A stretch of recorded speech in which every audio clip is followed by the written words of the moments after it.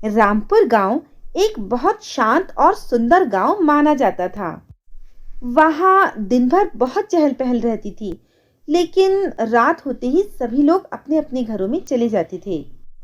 भरत कहता है, चल भाई विष्णु, घर चलते हैं। शाम हो गई है, बारात आती ही होगी। विष्णु, हाँ चलो, वरना देर हो जाएगी। वहीं पर विष्णु का भाई हेमंत भी खड़ा होता है, जो कि बचपन से ही शहर में रहा था। हेमंत कहता है, क्या हुआ भैया, बारात आने से हमें क्या, हम क्यों घर चले? विष्णु कहता है, तू ज्यादा सवाल मत पूछ और चुपचाप घर चल। हेमंत कहता है, बताओ ना भैया, क्या बात है और कौन से गांव में रोज बारात आती है? विष्णु हेमंत को कुछ नहीं बताता, लेकिन हेमंत के मन में बहुत सारे सवाल घूमने लगते हैं। हेमंत मन ही मन सोचता है, आखिर चल क्या रहा है? भैया मुझसे क्या छुपा रहे हैं? आज रात को मैं पता लगा कर ही रहूंगा।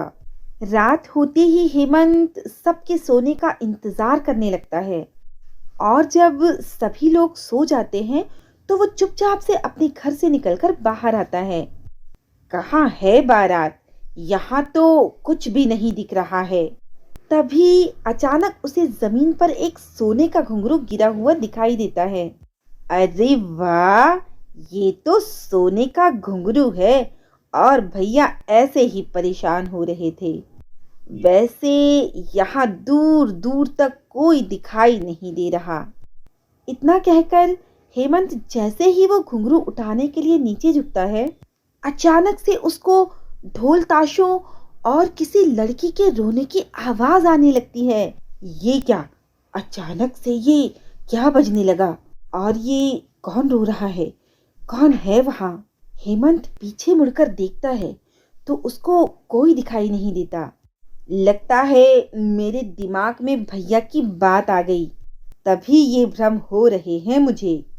क्यों ना गांव की ताजी हवा में टहला जाए, वैसे भी आज तो बड़ा फायदा हुआ है मुझे। हेमंत थोड़ी दूर जाता है तो उसको एक और घुंघरू दिखाई देता है, बिल्कुल वैसा ही जैसा उसको पहले मिला था।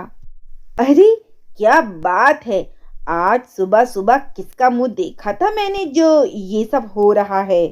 एक और सोने का घुंघरू। भैया सही बोल रहे थे, बारात तो है लेकिन घुंघरुओं की। लेकिन जैसे ही हेमंत ये घुंघरू उठाने जाता है, ढोल और रोने की आवाज पहले से तेज हो जाती है, और हेमंत को ऐसा महसूस होता है जैसे कि बारात बिल्कुल उसके पास आने वाली है।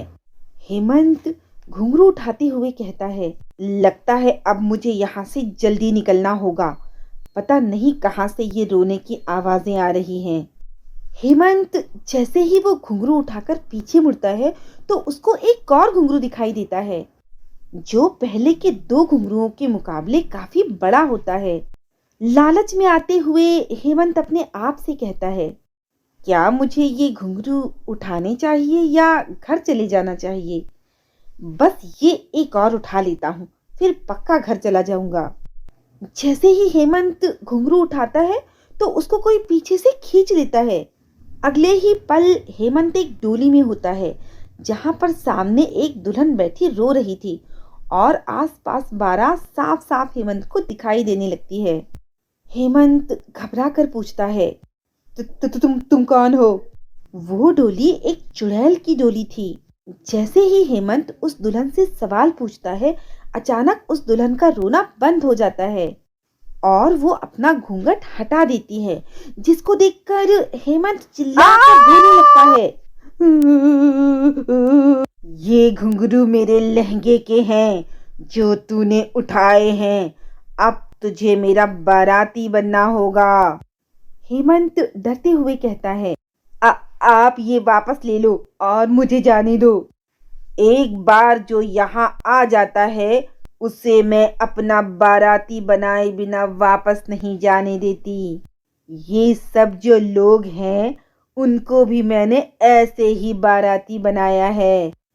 इतना कहकर चुड़ैल अपनी टोली में बैठे बैठे हेमंत को मारकर खा जाती है और हेमंत की आत्मा भी चुड़ैल की बारात का हिस्सा बन जाती है और एक बार फिर बारात गायब हो जाती है।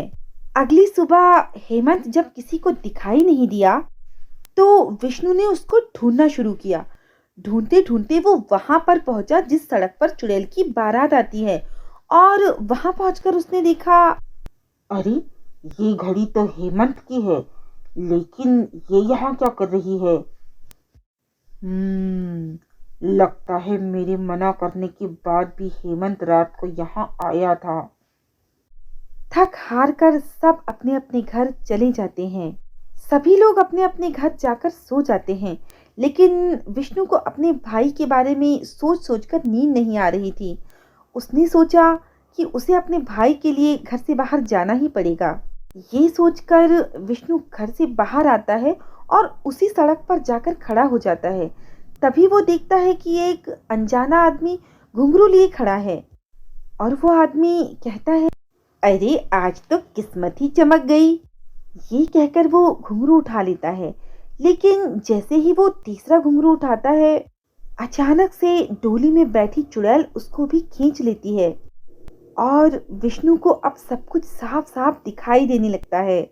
अरे, ये चुड़ैल उस आदमी को ले गई और उसे खा लिया। कहीं इस चुड़ैल ने हेमंत को भी तो नहीं खाया होगा। मुझे जल्दी ही कुछ करना होगा। विष्णु अपने घर चला जाता है। सुबह वो अपने दोस्तों को सारी बात बताकर उनसे मदद मांगता है। सभी दोस्त विष्णु को इतना दुखी देखकर उसकी मदद करने के लिए तैयार हो जाते हैं। चलो, रात हो गई है, जैसा मैंने कहा है वैसा ही करना। अब विष्णु भी उस सड़क पर जाकर खड़ा हो जाता है। तभी उसे भी एक घुंघरू दिखाई देता है। लगता है यही वो सोने का घुंघरू है जिसकी वजह से चुड़ैल सबको पकड़ पाती है। मैं भी इसे उठा लेता हूँ। इतना कहकर विष्णु उस घुंघरू को उठा लेता है और उसे भी ढोल और रोने की आवाजें आने लगती हैं और वो इंतजार करने लगता है। कहाँ कुछ हो रहा है, बस ढोल बज रहे हैं, लेकिन कोई भी तो दिखाई नहीं दे रहा। चलो, थोड़ा आगे चलकर देखता हूँ। विष्णु थोड़ा आगे जाता है तो उसको एक और सोने का घुंघरू दिखाई देता है। विष्णु वो सोने का घुंघरू भी उठा लेता है और फिर आवाज आती है। विष्णु मन ही मन सोचता है, अब तो दो दो सोने के घुंघरू उठा लिए। अभी भी पता नहीं चल रहा है कि वो चुड़ैल कब और कैसे आती है। लगता है आज वो चुड़ैल नहीं आएगी। जब चुड़ैल नहीं आएगी तो ये भी उठा ही लेता हूँ, फिर घर चला जाऊंगा। जैसे ही विष्णु वो घुंघरू उठाने के लिए झुकता है कि अचानक से उसे कोई पीछे खींच लेता है और वो देखता है कि उसके सामने एक चुड़ैल घूंघट निकालकर बैठी हुई है। उसे देखकर चुड़ैल कहती है, तू भी आजा मेरी बारात में, आज तू भी शामिल हो जा। इस पर विष्णु कहता है, हाँ हाँ ठीक है, लेकिन एक बार उतर कर तो देखो, तुम्हारे आधा से ज्यादा बाराती तो जा चुके हैं। क्या बकवास कर रहा है तू? मेरी बारात कभी खाली नहीं हो सकती। तुम अपनी डोली से उतरोगी तब तुम्हें पता चलेगा कि तुम्हारी बारात खाली हो चुकी है। चुड़ैल अपनी डोली से झांक कर देखती है तो सच में बारात के सभी लोग गायब हो चुके थे। ये सब देखकर चुड़ैल हड़बड़ी में नीचे उतर जाती है। चुड़ैल गुस्से में कहती है, तूने क्या किया मेरी बारात के साथ? कहाँ गई मेरी बारात? मैंने नहीं, मेरे दोस्तों ने किया, सबको जला दिया और अब तेरी बारी है। तभी वहां सभी लोग आ जाते हैं और चुड़ैल के ऊपर आग फेंक देते हैं, जिससे चुड़ैल जलकर मर जाती है।